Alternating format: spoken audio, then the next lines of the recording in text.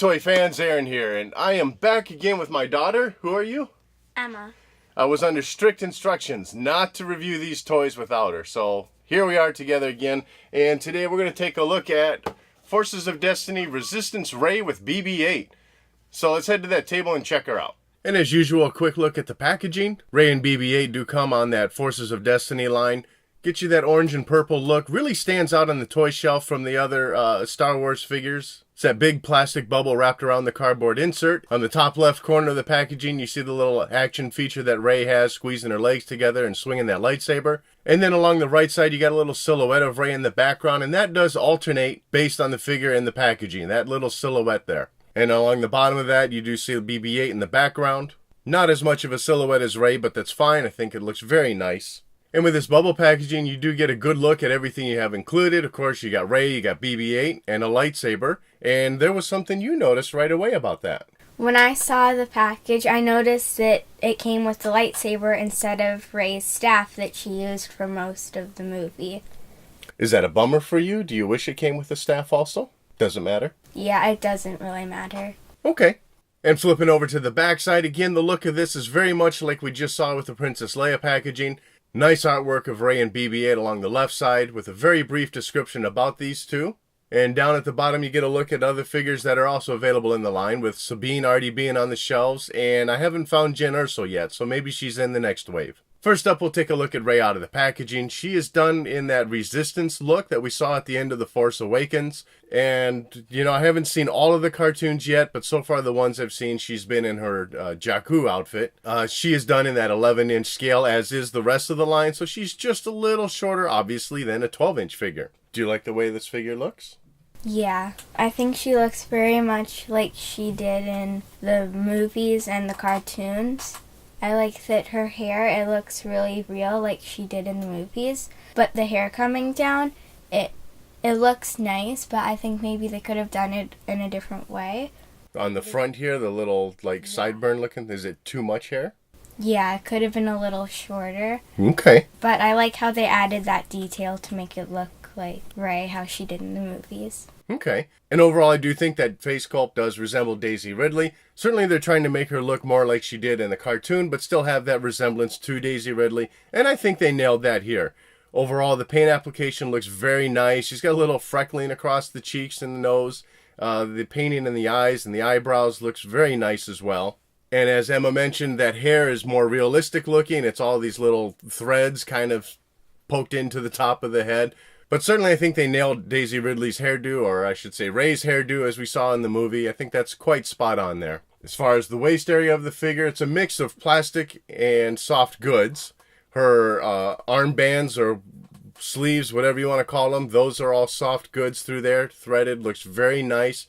I think very representative of what we've seen on her costume. You could slide those off if you want, but certainly it's, you know, probably only removable because they had to get them on in the first place. And that jacket is done with real cloth as well. You can take that off if you like.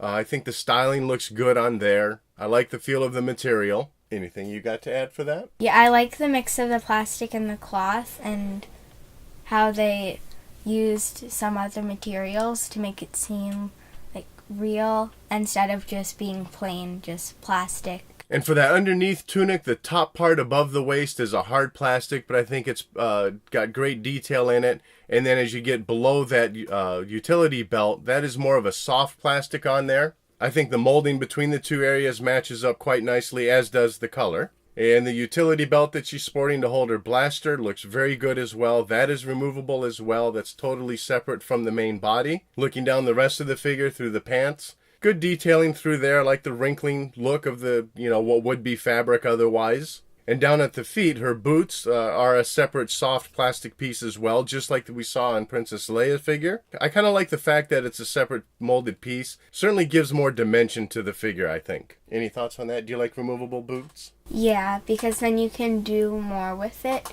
And then if you want to, if you're playing with it and you want to do something else with it, you can take off either the jacket or the boots. And I like that one of her hands is made to hold the lightsaber and another one is made to hold the pistol. And that's right, yes. One hand is sculpted for each, one for the lightsaber, one for the blaster. And so we'll go ahead and get into looking at our accessories. First up, we have Luke's lightsaber. And that blue might be hard to see, so slide it behind some paper real quick. But it's got a good blue to it, nice coloring. And as far as the hilt goes, it is sculpted quite nicely. I think looks like all the detailing is there from the parts of the lightsaber that you'd expect to see. A little bit of black painted in on the handle there. And aside from that, the rest of it's just a nice gray color. And it does not seem that this lightsaber blade is removable. At least I was pulling quite hard on it. Didn't get it to come out. I mean, I don't want to overly force it. So there's a little slot at the end of the hilt of the lightsaber. But I don't see a place to hang that on our utility belt. So otherwise, you're just placing it in her hand. And the lightsaber does fit pretty nicely in her hand. It's probably a little bit big for her hand, but it still gets in there. And then for that action feature, as with Leia, you do squeeze the legs together. And she does swing that lightsaber around pretty good. What do you think about it?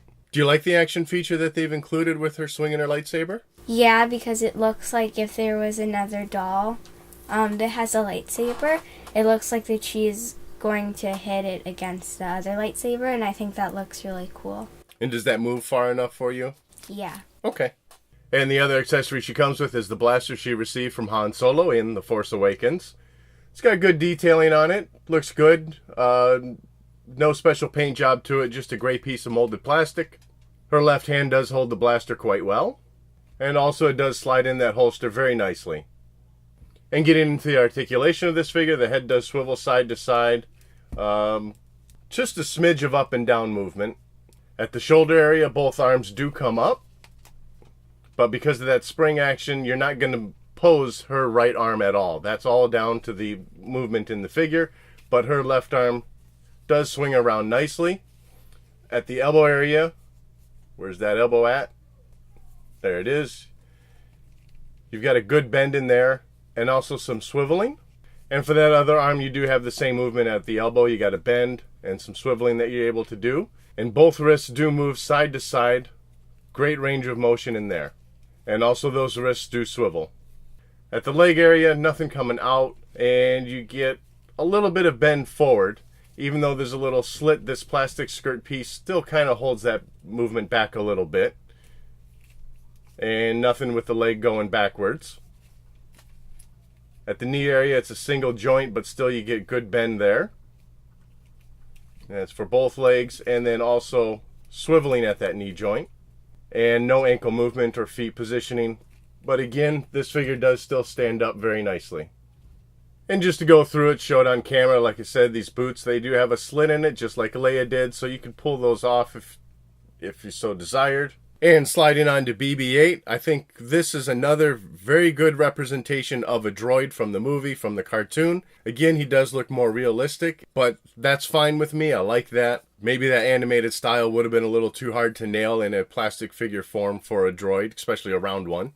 But overall, the sculpting and the detailing looks very nice.